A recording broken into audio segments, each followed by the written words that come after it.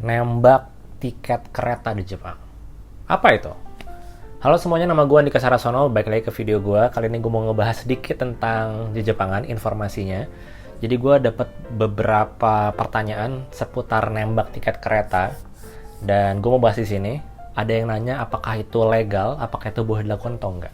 Sebelum gue jawab pertanyaan itu, gue mau jelasin dulu apa itu nembak tiket kereta. Mungkin sebagian besar dari kalian nggak tahu ya, karena gue juga tahu istilah ini tuh dari teman gue yang statusnya adalah Kensusei dan Jisusei. Jadi mereka adalah ke Jepang itu untuk program magang pekerja yang ada di sana dikontrak selama beberapa tahun.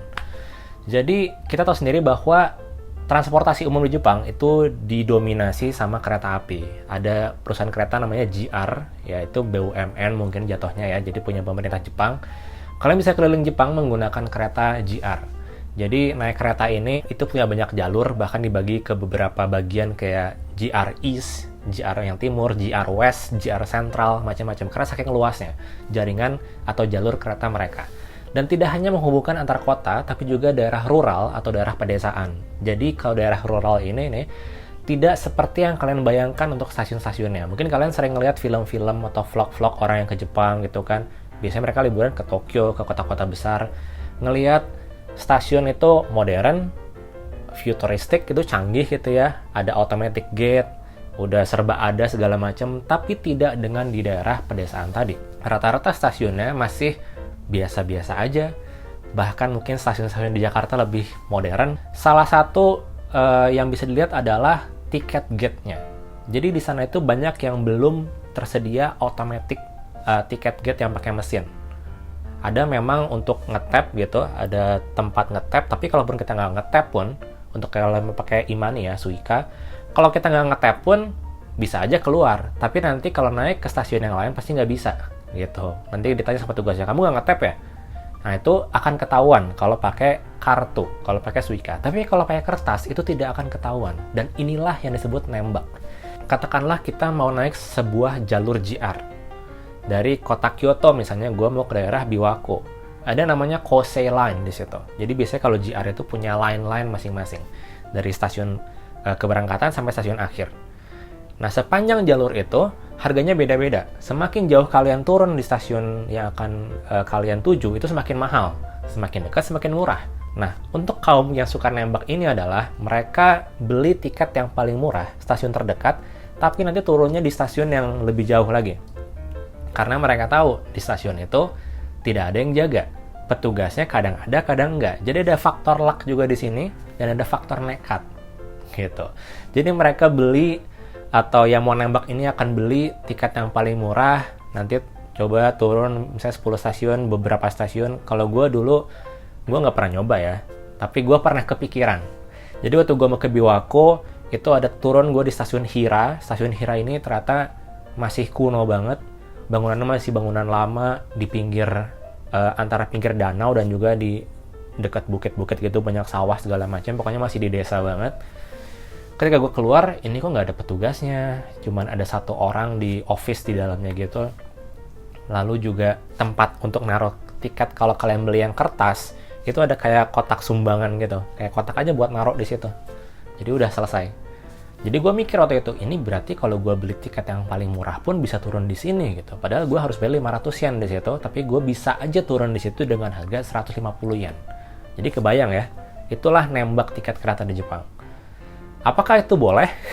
Apakah itu legal gitu? Jawabannya tidak. Jawaban mereka tidak boleh. Kenapa? Karena kriminal, tindak pidana. Kalian membayar sesuatu yang tidak seharusnya.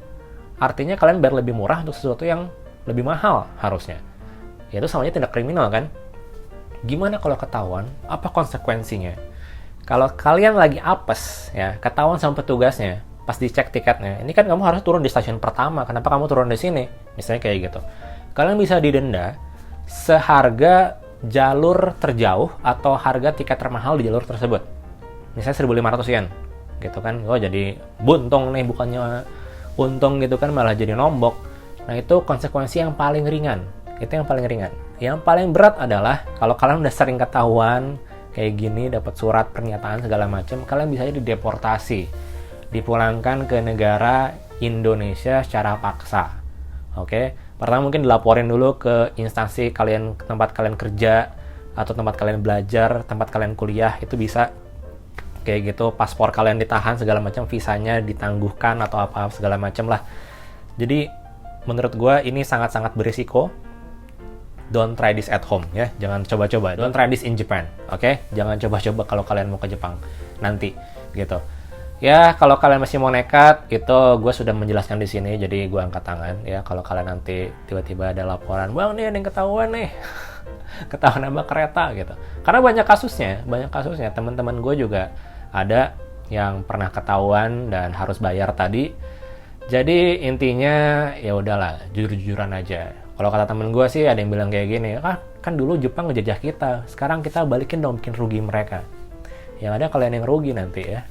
Gitu. Dan ini tidak hanya terjadi di kalangan orang-orang Indonesia yang ada di Jepang, ini juga sering dilakukan terutama orang-orang kayak dari Vietnam, ya dari Cina, dari negara-negara lain, negara-negara Asia.